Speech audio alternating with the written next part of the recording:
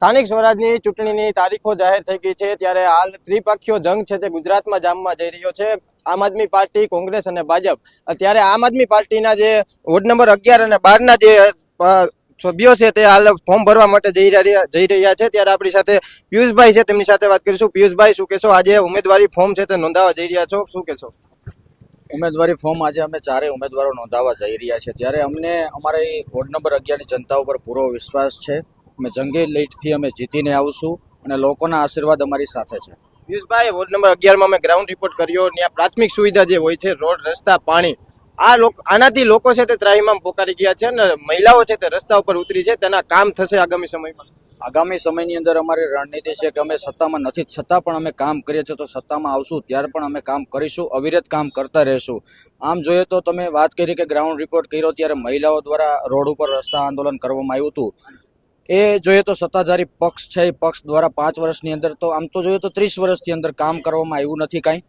એટલે લોકો હવે થાકી ગયા છે, ત્રાહિમામ પોકારી ગયા છે. આ વખતે અમને સંપૂર્ણ વિશ્વાસ છે કે અમે જંગી લીડથી જીતીને આવશું. ચોક્કસથી અન્ય ઉમેદવાર છે આપણી સાથે. શિક્ષણ જરૂરી હોય છે, બાળકોનો જે પાયાનો ભાગ કહેવાય છે, શિક્ષણનો ક્યાંક ને ક્યાંક ત્યાં અભાવ જોવા મળી રહ્યો છે. આંગણવાડી કહેતા હોય છે કે દૂર છે, અને બીજા નંબરમાં આપણે કહીએ કે ત્યાં મહિલાઓને પ્રાથમિક જરૂરિયાત હોય છે. તો તેને લઈને કેવી આગામી સમયમાં તમે રણનીતિ? અમારી રણનીતિ તો ઘણી એવી છે કે અમારે જીતીને આવી ને અમારી કોર્પોરેશન બને તો અમે ઘણું કામ કરવા ઈચ્છીએ કે ઘણું કામ થાય. વોર્ડ નંબર 11માં કે આંગણવાડીનું કામ છે, રોડ રસ્તાનું કામ છે, પાણીના પ્રશ્નો સોલ્વ થાય, એ રીતની અમારી રણનીતિ છે. ચોક્કસથી અહીંયા અન્ય મહિલાઓ જે છે તે ઉમેદવારી નોંધાવવા જઈ રહ્યા છે. આ બેન, શું કહેશો? મહિલા તરીકે એક તમને મોકો આપ્યો છે, તો મહિલાઓને લઈને કેવા કામગીરી કરશો? અમે મહિલાઓ તરીકે સારા કામ કરશું અને ભાજપ ભગાવો, દેશ બચાવો. જી, ચોક્કસથી અન્ય મહિલા છે, તેમની સાથે વાત કરશું. બેન, શું કહેશો? આ યુવા અને શિક્ષિતને આ વખતે મોકો આપ્યો છે, તમે આ લોકો વચ્ચે જઈને કેવા કામગીરી કરવા માંગો છો? એક વખત અમે સત્તામાં આવી જઈએ પછી બહુ સરસ કામ કરશું. લોકોના હરેક કામ કરશું, દિલથી કરશું. આજે ફોર્મ ભરાવા જઈ રહ્યા છો, કેટલો આનંદ છે? ખૂબ ખૂબ આનંદ છે. એવું લાગે છે કે અમે જીતી જ જવાના છીએ અને જીતશું જ, આજે નહીં તો કાલે. શિક્ષણ ને આરોગ્ય મેન અમારું પ્રાથમિકતા છે. ચોક્કસથી આપણે અહીંયા આપણી સાથે વોર્ડ નંબર 12 જે છે તે ઉમેદવારો, તેમની સાથે વાત કરીશું. ભાઈ, આજે તમે વોર્ડ નંબર 12 માંથી છે તે ફોર્મ ભરવા માટે જઈ રહ્યા છો. લોકોના કેવા પ્રાથમિક વોર્ડ નંબર 12 પ્રશ્નો છે અને કેવી કામગીરી કરશો? પ્રશ્ન તો એટલા છે કે એની વાત પૂછો. વાત કરીએ પ્રશ્નની તો પાણીનો ખૂબ મોટો મુદ્દો છે, આરોગ્યનો પણ ખૂબ મોટો મુદ્દો છે, શિક્ષણનો પણ ખૂબ મોટો મુદ્દો છે. 30 વર્ષની અંદર ભય, ભૂખ અને ભ્રષ્ટાચાર સિવાય સામાન્ય જનતાને કાંઈ મળ્યું જ નથી. આવનારા દિવસોની અંદર લોકોની એક આશાનું કિરણ જાગ્યું છે કે આમ આદમી પાર્ટીના જે કાંઈ કેન્ડિડેટો આવશે એને મતરૂપી આશીર્વાદ આપી શિક્ષણ અને આરોગ્ય ઉપર અમે ખરા ઉતરશું.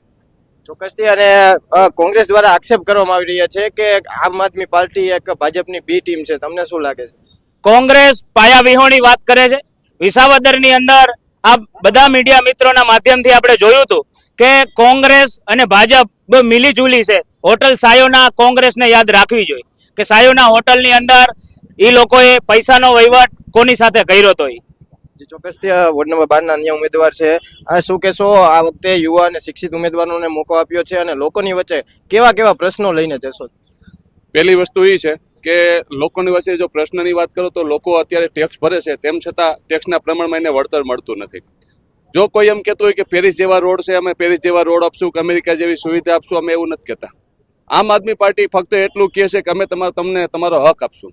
માનો કે લોકો અત્યારે રોડ વેરો ભરે છે ને સારો રોડ મળે, પાણી વેરો ભરે સારું એને પાણી મળે, ગંદુ પાણી ન મળે. માનો કે ઘણી વાર એવું બનતું હોય કે કોર્પોરેશનની અંદર મિટિંગ હોય તો બિસ્લેરી પાણી પીતા હોય, જ્યારે પબ્લિક હોય એને ગંદુ પાણી પીરસાતું હોય છે. કારણ કે છાપામાં અવારનવાર આપણે જોતા હોય છે. અને પાછું કે ટેક્સ ભરવા છતાં મહિલાઓએ થાળી વગાડીને પોતાનું એને ચોખ્ખું પાણી મળે ને પોતાની પ્રાથમિક સુવિધા મળે એવા આંદોલનો બૈરાઓને કરતા હોય છે, તેમ છતાં એને પ્રાથમિક સુવિધા મળતી નથી. તો અમે ફક્ત એટલું જ કહેવા માંગીએ છીએ, અમે તમને કંઈ આંબા આંબલી બતાવતા નથી. અમે જે તમે રોડનો ટેક્સ ભરો, સારો રોડ આપશું, સારું પાણી આપશું, સારું શિક્ષણ આપશું, સારું આરોગ્ય આપશું.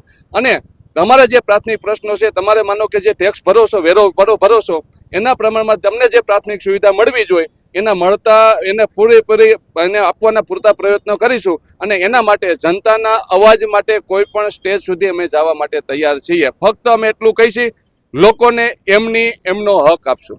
લોકો કોર્પોરેટરને ઓળખતા નથી. જે પણ વોર્ડમાં જઈને પૂછો કોણ કોર્પોરેટર છે એ ખ્યાલ નથી. તો તમે લોકોની વચ્ચે રહેશો, તમને ઓળખશે કોર્પોરેટર તરીકે? હવે પેલી વસ્તુ એ છે કે અમે એક અમારો રોડ મેપ તૈયાર કર્યો છે કે દાખલા તરીકે જ્યારે ચૂંટણી હોય ત્યારે લોકોની વચ્ચે બે હાથ જોડીને પૈગે લાગીને મત માગવા, પછી એવું બને કે ચૂંટાઈ ગયા પછી લોકો પૈગે લાગતા હોય કે ભાઈ અમારું કામ કરો. અમે એવું નક્કી કર્યું છે કે દર મહિને જેમ અત્યારે અમારા કોઈ પદયાત્રામાં પ્રચારમાં નીકળ્યા છીએ, અમે હુકામે નીકળ્યા કે અમારે મત જોઈશે, એટલે કાલે સવારમાં નીકળશું અમે એવું કહેવા માટે નીકળશું કે તમારે શું કામ છે. દરેક ડેલી સુધી જાશું, દરેક સોસાયટી સુધી જાશું, દરેક શેરી સુધી જાશું અને લોકોને પૂછશું કે તમે જ્યારે મત માગવા આવ્યા હતા ને એવી રીતના તમને પૂછવા આવ્યા છીએ કે તમારે શું કામ છે, અમારે લાયક કઈ કામ હોય તો કે તમને શું પ્રાથમિક સુવિધાનો અભાવ છે એવું હોય તો કયો. અને અમે જો આ વાત ઉપર ઉભા ન રહી તો આવતા 5 વર્ષ પછી અમને મત ન દેતા. ચોક્કસથી આ વોર્ડ નંબર 12 ના મહિલા ઉમેદવાર છે, તેમની સાથે વાત કરશું. બેન, આ શું કહેશો? આ વખતે મહિલાઓને પણ છે તે આમ આદમી પાર્ટી દ્વારા ટિકિટો આપવામાં આવી છે અને મહિલા તરીકે કેવી કામગીરી કરશો વોર્ડ નંબર 12? સ્વાસ્થ્ય, શિક્ષણ, ગટર, પાણી, સામાન્ય માણસોની સામાન્ય જરૂરતો અમે પૂરી કરશું. ખાસ કરીને જોઈએ તો પાણીની છે તે અસર જોવા મળી રહી છે. મહિલાઓને પાણી એક જીવન જરૂરિયાત વસ્તુ કહેવાય છે. જો પાણીનો પ્રશ્ન સોલ્વ ન થાય ને આવા ઉનાળા જેવા સમયમાં જો પાણી ન મળે તો મહિલા તરીકે કેટલી મુશ્કેલ પડે? બહુ જ મુશ્કેલી પડે છે. ઈ બાબતે તો સોલ્વ કરવું જ પડે ને. અમે ચૂંટાઈને આવશું તો ઈ બાબતે અમે ધ્યાન રાખશું ને કામ કરીશું. અન્ય મહિલા છે. બેન, શું નામ આપનું અને આજે ફોર્મ ભરવા જઈ રહ્યા છો, કેટલો આનંદ છે? મારું નામ આરતીબેન પિયુષભાઈ પાંભર છે. મને ફોર્મ ભરવા જાઉં છું, મને ખૂબ આનંદ છે. મહિલા તરીકે એક મોકો આપ્યો છે, કેવી કામગીરી કરવા માંગો છો? કામગીરી કે દવાખાના છે, કોઈ પાણીની બાબતે છે, કોઈ સ્કૂલ છે, એ બધા બાબતે. ચોક્કસથી આપણે આ વાતચીત કરી વોર્ડ નંબર 11 અને 12 ના જે ઉમેદવારો જે આજે ફોર્મ ભરવા માટે જઈ રહ્યા છે. હવે આગામી સમયમાં જે ત્રિપાખ્યો જંગ છે, હવે લોકો પસંદગીનો કળશ કોને ઉપર ઢોળે છે. હાલ આમ આદમી પાર્ટી દ્વારા છે તે ફોર્મ નોંધાવી રહ્યા છે અને ભાજપનું હાલ ક્યાંક કોકડું ગૂંચવાયું હોય, કારણ કે હજુ ઉમેદવાર છે તે જાહેર નથી થયા અને કોંગ્રેસમાંથી જે અમુક લિસ્ટો છે જાહેર થયા, અમુક વોર્ડમાં હજુ ઉમેદવારો છે તે બાકી છે. આગામી સમયમાં લોકો હવે કોને પસંદ કરે છે અને કોને મહાનગરપાલિકાની સીટ સુધી પહોંચાડે તે જોવાનું મહત્વનું છે. વેલો પર્સન રાજેશ જોશી સાથે પ્રદીપ પાઠક, BS9 ન્યૂઝ, રાજકોટ.